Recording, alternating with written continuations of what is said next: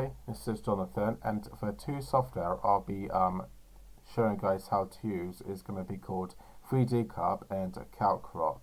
So 3D Cub is a very simple 3D cube viewer, so we'll be able to view the cube, we can zoom into the cube, so basically we can look around the cube as well. So it's basically a very simple utility that allows you to view how a 3D cube looks.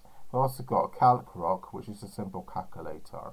So if I click onto 3D Cub to begin with, the reason why I'm doing this is because I had a comment about it and they were not really happy that I didn't do a video about it, but I'll be happy to do a video about it because it's a very small application anyway. So if I click onto 3D Cub, as you guys can see, over there is the cube, as you guys can see. You guys can zoom out and you guys can zoom in, and you guys can move the mouse cursor as well by doing this with the mouse. So be able to actually use the WASD keys to move it, and you can use the mouse cursor as well.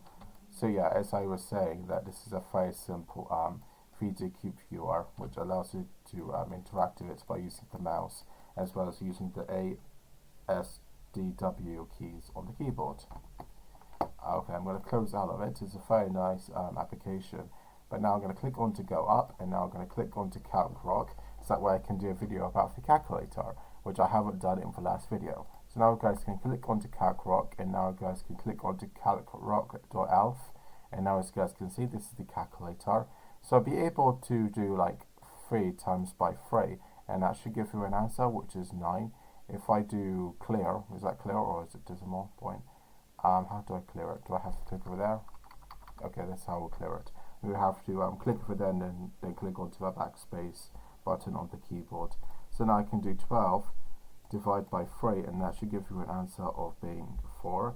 If I clear it again by using the mouse, it'd be quite nice if there was a clear button over there or somewhere, maybe at the bottom being in color red or something like that, and you can click onto it and it should just clear the board. So that way it has a better user interactions, because most keyboards have that clear button, so people may not know that they need to click there and use the keyboard to actually get rid of the equation. So now if I do 3 minus 6, that should give you a negative number. If I now clear it again, if I now do 6 plus 6, that should give a 12. And if I do something like this, minus times by 6 times, and that should give me an error message. Oh no, my computer crashed.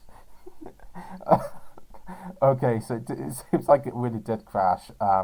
So we got a black screen of death, error code 4. So basically, if we put down the wrong, if you didn't put down the correct formula, or that formula is invalid, you may get a black screen of death. So if I go back to machine, if I try to reset, I will try to do an error again, and hopefully it does come with an error message this time. Maybe it was just a one-off crash. Sometimes it happens. So if I click onto Explorer, if I click onto Drive, Programs, if I now click onto CalcRocc, then if I do 3 divide equals to, yeah, it crashes. Okay. This is not very good, in my honest opinion. It should be able to display an error message and be able to cope with the error. But if it does show sort of a black screen of death once you put down the equation wrong, or if the equation is not valid, then it should be able to display an error message in the actual where we receive the equation. So yeah, or as a pop-up message, saying that we can't do this and we should be able to change it, but we can't change it because we've got a black screen of death and we have to restart the computer. So yeah.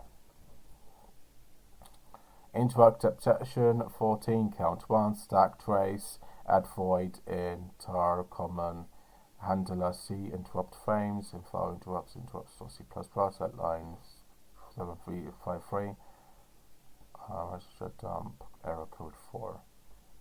Okay, now I'm going to click onto machine and we should be able to reset it, and that should just get rid of the error altogether like we did previously. So we can't really type any equation wrong, or we can't put down an invalid one because it will display a black screen of death. that's basically it really with the 3D cub, which is a 3D cube viewer basically, and is it for the calculator software that is called CalcRocc. It's very nice. The only criticism I do have is that if I put down like a wrong equation, or if we don't put down a valid one, then it just crashes the computer. It should just show up an error message and we'll be able to correct it without the computer crashing on you. But this is still in development, so I would assume that it will get fixed in the future updates. Anyway guys, if you like this video, please put a like and please subscribe, and I'll see you guys next time. Bye bye.